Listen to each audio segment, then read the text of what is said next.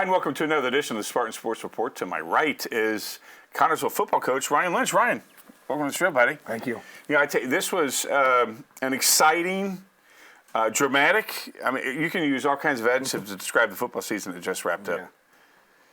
And injuries was probably the biggest one. You had to, I mean, it's probably the most injuries you've had, at least that I've recognized. Of course, there's little dings up that we don't really know, but this was a lot of major injuries. Yeah, you're talking, you see it, you don't see it a lot when it's a lineman or, something like that, but we had 5 quarterbacks going into the season and ended up with 2. Yeah. And one of them being a freshman, that started the game for us. So. And I thought he did well, especially against East Central. I mean, that's you talk about throwing somebody into the fire.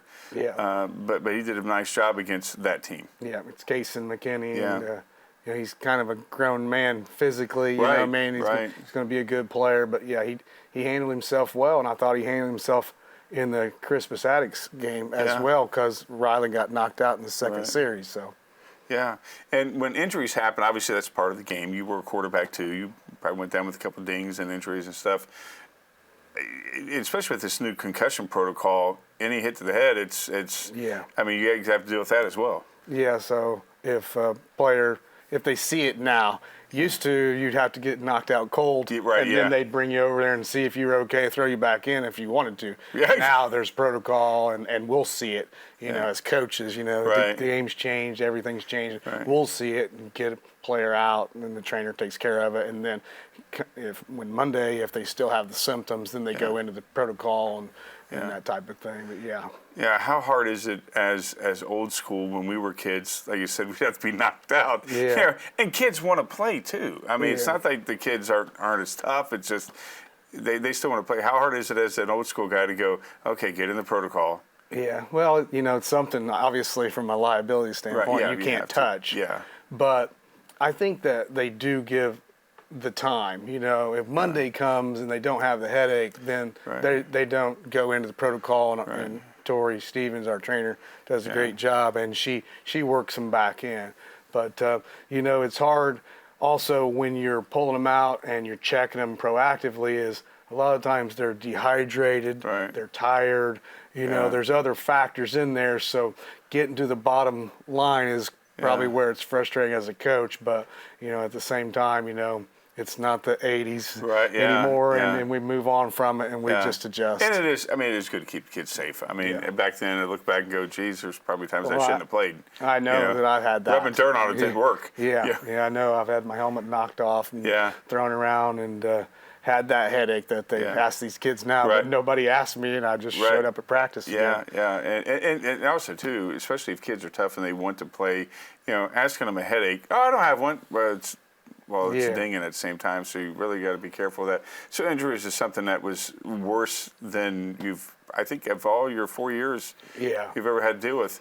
When an injury kid goes down, obviously you're worried about him, but the overall aspect of the whole team, you got to keep the morale of the whole team up. Yeah. When one of the leaders go down. I was lucky that I had a great group of kids this year, and when I got the job, I had 2 quarterbacks basically at the high school level, and it was something that I really noted, and I've worked hard at having at least 1 quarterback from every class, and I rep more than 1 quarterback. So this year, coming to the season, I have 3 quarterbacks: Rylan Keene, Noah Patterson, and Sir Isaac Shipley. And then I have two freshman quarterbacks, Landon Ellis and Kason McKinney, who was really a running back that we converted to a quarterback. So we're constantly repping, and I watched the Saints with Drew Brees and Taysom Hill, and that's kind of how we started the season. We'd use Ryland in certain settings, and then we'd put Patterson in, and we were ready to put Sir Isaac in at any given time. He's probably our best option quarterback. Nobody knows that, you know what I mean? But so when that one went down, the guys were used to already seeing that guy in the huddle. So I think that helped our team. And when we were doing the dual quarterback threat, it seemed like the offense ran differently with both quarterbacks, which is very good. And it just that when that game against, what was it, Batesville? No, it was Greensburg, that Patterson went down. Yeah. It had to. This season was completely unusual. Not only that, you had to start on the road all those games. And I've talked to Noah about it. So what if we had the game here? Yeah. His foot doesn't get caught in a And turf. yeah. You know what I mean? But Yeah. you can't control those types Yeah. of things. And we had the bleacher situation, we had the injuries, but I talked to him early on in the season about it's not about like what plays we can run and what our scheme is. Can we band this group of guys together to love each other and want to be brothers, and doesn't matter who gets the credit type of thing. And we were successful in that, and you can see that by how things turned out after all the adversity. Yeah, and you're absolutely right, because one thing that I noticed with this team especially, no matter what the score of a ball game was, no matter what the situation was with injuries, they seemed to never, ever they put their head down. Yeah. It seemed like they never gave up. They were given 110% each and every play, every minute of the game. And, people may think I'm crazy, and I played for Coach Radke, so I was, osmosis, I've seen how a coach, I feel like I have to ignite my guys or at least keep the fire going. Yeah. We don't walk on the field. We don't care what the scoreboard is. We never talk about our record. Right. We talk about how we act, how we played, did we win the penalty and turnover battle. Right. That's all we talk about. Yeah. And it's nice as a coach to hear that and to see that, that these guys are just playing hard. Right. They don't. Yeah, they want to win, and they know that ultimately there's going to be a winner and loser. Right. But they're not, they don't succumb to that like you've seen happen here in Connersville over the years. Well, and I guess the game that exemplified that was the definition that was going against with a freshman quarterback against University of East Central. Yes. I mean, you're going in there. You're down to your fifth quarterback. You had other injuries that were from key players. Yes. I mean, your team was debilitated. You look over across and they're going from the 20 to 20 or the 30 to 30 players, and your team went out there playing as if they weren't down the score that they were down. Well, they played hard every game. I call it the Trojan flu. Yeah, right. In the previous years, we'd have guys that were gimped up and, they didn't feel good that week or whatever. But, I told them, this is what I told them. Right, wrong, or indifferent. I said, we're going over to the bully. He lives down the street, and we're going to knock on the door, and we're going to say, hey, I'm tired of taking your crap. You know what I mean? Yeah, and we're going to play ball, so show me what you got. And, that's what our guys do. And I have a great junior class that's never felt like they out of games, and they kind of lead that part of it. Like, they don't care who we play. They're not scared of anybody. They're kind of old school. I would almost bet that we have probably the most brutal end of the schedule that getting towards sectional, which I've always believed is good because it prepares our team for sectionals. And we have been successful in sectional the last couple of years. This year we just ran into a good Shelbyville team. But I think, is that by design? It's good and bad. It's not by design. It's good, like you're saying. And I talked to my team about that when we went to the sectional championship in 22. We got better from those games, and then once we got in the sectional, these opponents were not as good as the teams that we've been playing. Yeah. At the same time, when things aren't going good or you're having injury like you're talking about, it's a hard stretch there. You're talking East Central, Lawrenceburg, and Batesville. 7, 8, 9. Yeah. So it's one thing that I want to look at long term is spreading that out a little bit, play one or two of them earlier in the year or mid-season because it puts us in a cycle each year, you know what I mean? And the kids are not dumb, even though they're not going to, just go out there and quit.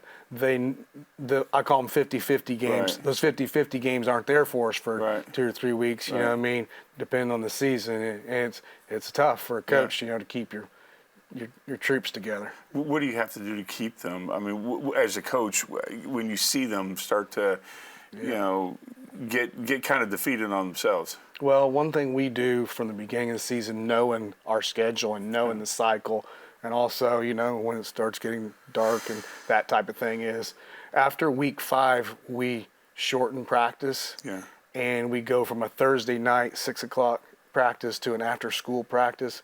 And so we try to taper down a little bit through that time. That's one thing we do. And the other thing is I always talk to them about learning from other people. You don't just always look at yourself. Look at what somebody's doing right. Look at what somebody's doing wrong. Right. Pay attention to it. So those weeks we'll be showing as many clips of watch this East Central outside linebacker. Watch him make this read. Watch him step down in here. So we use that to teach our kids. Yeah, that's. I mean, yeah. You can only do so many things here. Like I said, University of East Central, like you said, they've gotten so good that it's hard. Yeah, and I know as any coach, you see that's what I want for my program. And you came from days where your football team was, and you're building them back up. I saw improvement with this team. And you said the junior class, which I'm very happy that we're going to get Noah back to see what he can do, and Rylan back as a dual threat quarter. I think that the offense is going to be exciting next year. Yeah. Who else do we have coming back? You named two, the quarterbacks, and hopefully Sir Isaac. He got concussed. In Madison, and never got released from it. And he's had some other medical issues, but you start with Parker, Flanagan, Braden Keller. We bring back a lot of the guys from the offensive line, Carter Gilliam, Levi Rowland. I always hate rattling their names, but there's so many of them. There's so many guys. Like we recruited a Luke Brewer, great athlete, put him at corner. At the beginning of the season, he's not sure what's going on with football and the rules. By the end of it, he's guarding Lawrenceburg's #1 receiver, and I think he maybe had 1 or 2 catches type of thing. Yeah. Kanan Kurtzinger, there's just a lot of them. There's around 15 to 17 of them. Both my kickers are juniors, so I'll have both my kickers, and I know Jacob Laughlin, once his season was over, came to practice, and we repped him at receiver and running back, and he's excited to maybe be a dual sport athlete for us. I hope I didn't miss anybody, but that's a lot of the guys that I have coming back. That you talk about Keller. That kid seemed like he had more yards after contact than any kid I've ever seen. I mean, this kid gets yards the hard way. He's a true football player. He probably needs an ice bath after every game. He leads in there. He had an AC joint sprain there in his shoulder. He's always ramming in there, and like you said, he's one of those guys where, as you played this game, he's one of those guys you don't want to tackle. No. You tackle him a couple times, and you're like, hey, he just keeps coming back. And he's solid on both sides of the ball, and he's a true football player. And so is Parker, pound for pound. Yeah, that's true. Yeah. He's not doesn't have that stature, but he's strong. He's athletic, and they're both like relentless runners, and offensively and defensively, they're a great duo. Cooper Montgomery was a good receiver. Now he started out quarterback at one time, didn't he? Or am I mistaken somebody else? He's a sophomore, and he's played quarterback. Even slipped him back and forth a little bit when Ellis got hurt. He played a couple JV games for us, but he did a great job, and you could see later in the season he's probably our best route runner. He's just natural on his releases and things. Got great hands, and look forward. As an old wishbone head that I am, I mean, I'm excited to see us throw the ball to be able to run the ball. And we have most of those guys back that you're talking about to do that. Yeah, and again, really the Batesville game was Rylan made some incredible passes. Mm-hmm. The one where Parker was tiptoeing along towards got the first score, maybe the second score of that game was incredible. Mm-hmm. That game, I was very happy to see the offense open up a lot more with that passing. Yeah. We had 4 touchdowns in the first half, and 3 of them were passes. Yeah. And the 4th one was a pass that led us to the 1-yard line to cash it in. And then we came back against Shelbyville, and for the first time this year, we passed more than we ran. I think we passed for 172 or something like that, and rushed for 100 and something. I mean, it's a big field for high school kids to cover. I've always been taught, there's 3 things can happen if you pass the ball, and 2 of them are bad. Right, yeah. But I'm coming to the realization that in order for us to keep our guys healthy and be able to run better, we have to throw the ball. And, you know, we talk about balance, and a lot of people will talk like, oh, 50% run, 50% pass. And we kind of take the Mike Leach approach that, no, let's balance between our guys. We got Cooper, McHenry, you got Hunter Allen, you got Parker Keller, you got Ryland, you got Patterson. You know, I could rattle off several other guys, you know what I mean, that Landon Moore. You know, forgot him. He's coming back, junior, 6'2", 6'3", good athlete with a motor. You know what I mean? So we bring back a lot of talent that way. And I was just talking to my coach this morning about I'm doing a good job recruiting the athletes. Now I've got to recruit more hogs. I got to get out to the vocational. I got to be, you know what I mean, over there and get some more lineman types to match. Now, obviously, you're the head of the football program for Connersville, basically. I mean, the high school, middle school feeder program. What's your feeder program look like? Well, sometimes it's a good thing and sometimes it's a bad thing. I call it the leader of the free world of Connersville football. At least I get to make decisions, which is great. You know what I mean? We're in a competitive youth league. We're first and second combo, third and fourth, fifth and sixth. All the teams in that are coached by players of mine or people that I've played with. They're good people outside of football. They know football, and they're not just taking the practice and banging kids against each other and that type of thing. They had a real successful year.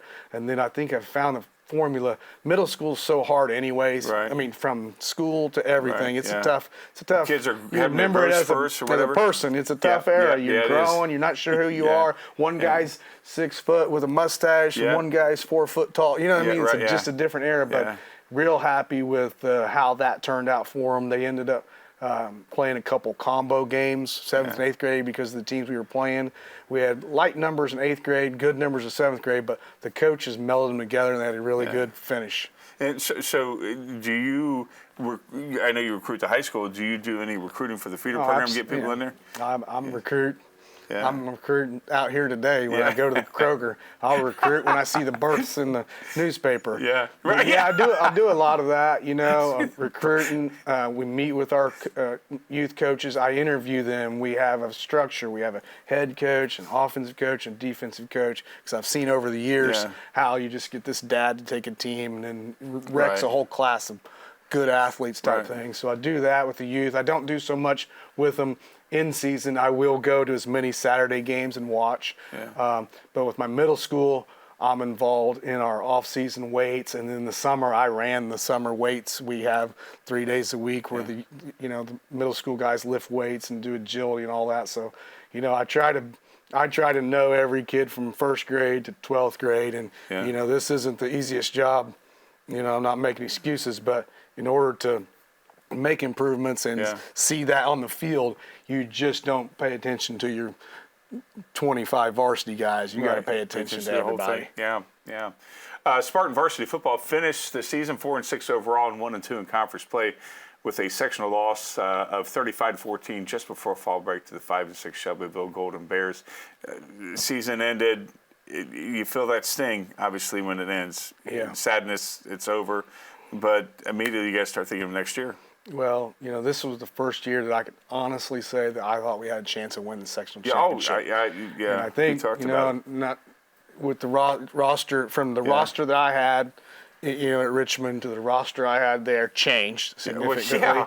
But that was a winnable game. It was kind of weird and eerie that there was nobody there on the home stands, and you know, we went out for the anthem. They told us to be out at 7:50, and we were out there, and they'd already done the anthem out there. So it was a slow start to that game, and we caught, you know, speed. I think the game in the fourth quarter, I mean, the second half was 14-14. We just got behind in the first half and couldn't recover. But you know, I definitely like to have that one back. And but the thing is, in all the years that I've been an assistant and been involved with the program, our kids were into that game as much as they were into the Richmond game, you know, as far as like wanting to win it. And the sting that you said, you know, when you look at kids like Zane Bentley, pour their heart out there for your team all year long, you know, they cared. So. Ladies Spartan basketball opens up on the 8th at home against Southport, starting at 10 a.m. Ladies Spartan wrestling on the 12th at Shenandoah, start time to be determined. There are 9 matches scheduled for the inaugural season of ladies. Hey, maybe you can get. I'll recruit anybody. Yeah, I've been trying to recruit Anaya Bennett for 4 years. I couldn't get her, but I can imagine you seeing, that kid looks like he could be an offensive lineman at birth. And you call the parents, hey, in 12 years, you think that they can start playing football, or 15, whatever it is in high quick. school. Yeah, it does. Spartan Boys Wrestling begins Saturday, November 22nd at Lawrence North at 9 a.m. Spartan Boys Basketball will start, as always, with a home game against Union County on November 26th at 7:30. That inaugural. I wouldn't say inaugural, that annual, I should say. What did I say inaugural? Annual Christmas or Thanksgiving Eve game. Spartan Swimming and Diving begins Saturday, November 29th at home versus Mount Vernon beginning at 10 a.m. And finally, Spartan Gymnastics will start their season on December 17th at home for preview night at 6:30 p.m.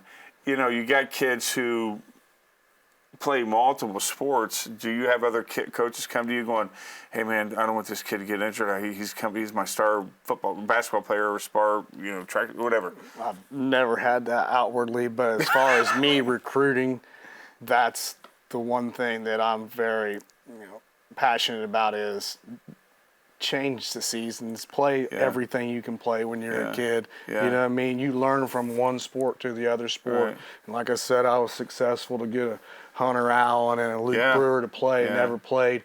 And, part of what I talked to him about is being better basketball players and being more physical. I can't wait to watch Luke Brewer guard somebody on an out-of-bounds play, that night. So and Hunter his speed was, that dude, you talk about motor, that dude has some jets. I mean, it's amazing how fast because on the basketball court you kind of see bursts of speed, but nothing like what you see when he's chasing somebody down. Not limited to 94 feet. Yeah, We got a little more grass out there, like I said. A whole lot more makes grass. Makes it harder to defend. Yeah, a whole lot more grass. And so his progression as a football player, surprising to hear you say he's really never played before. Yeah, I think he played in youth for a couple of years or whatever.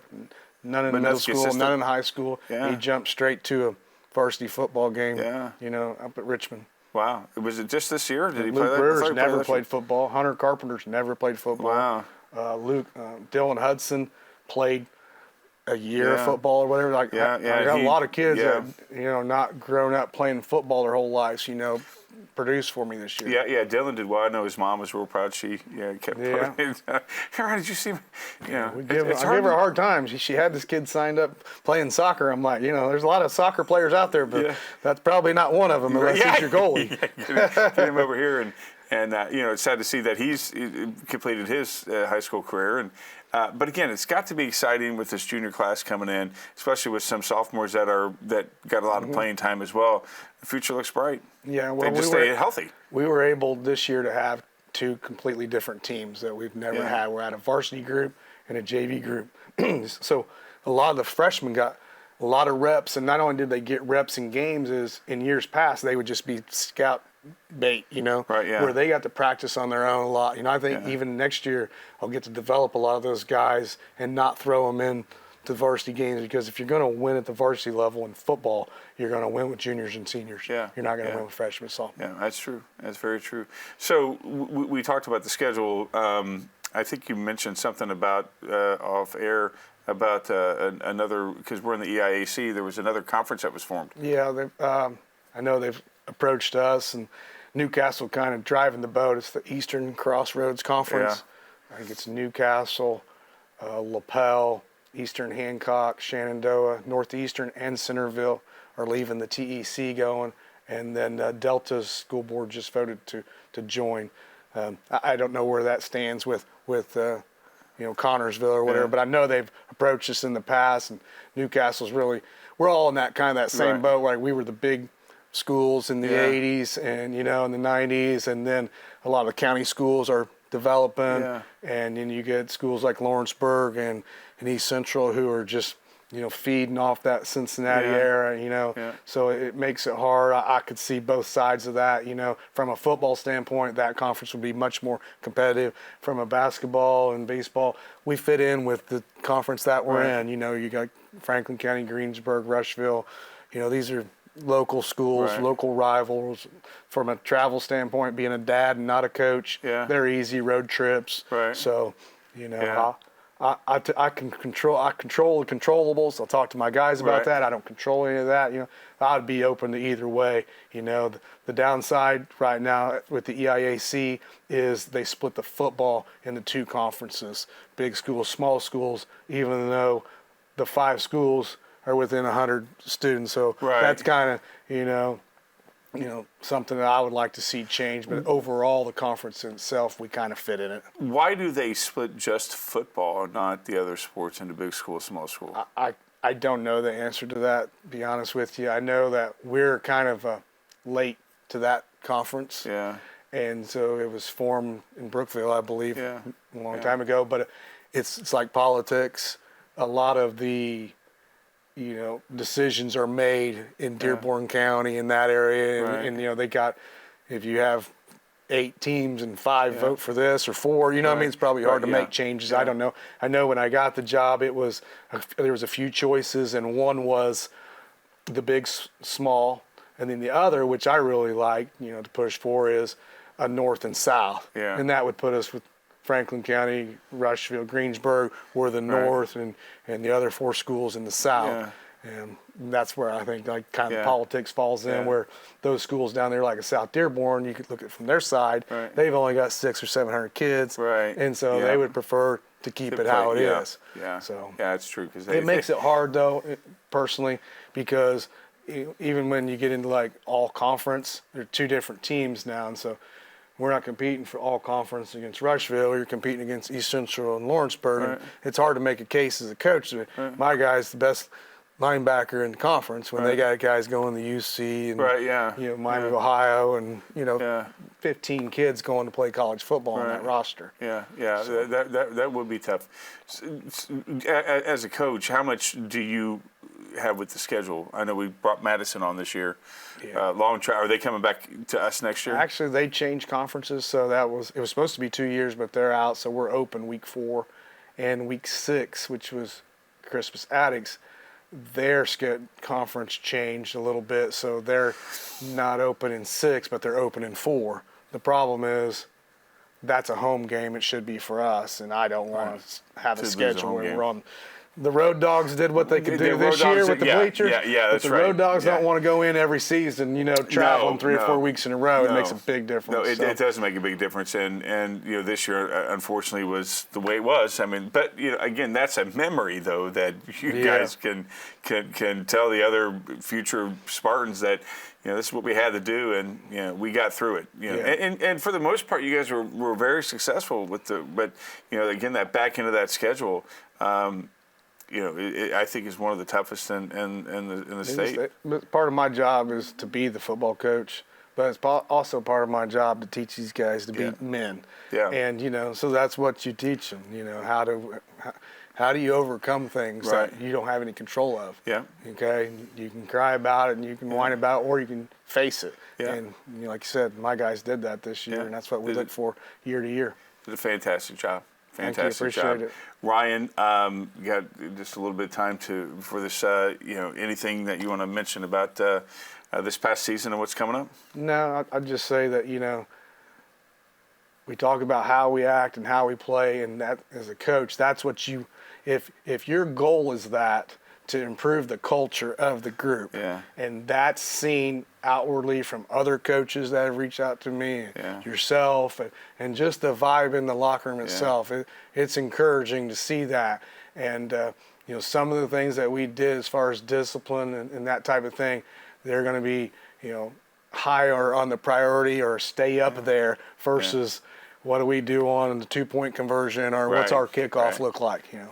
Other than that, I would say I appreciate you guys, and I always appreciate Brett and Dave. And you got Eli Laughlin, you had Bill Ammerman for all these years, you got the Whitewater Valley. Like, our kids get a lot of publicity. They get a lot of great pictures for life. I'm sitting here today and promoting my program. So I just want to thank all the media in this area, because a lot of the schools don't have that, so it's great to have, local places like this to get the word out. Ryan Lynch, pleasure to have you on the show, buddy. Thank you. Definitely look forward to seeing you soon, and we'll see you next week. Spartan Sports Report.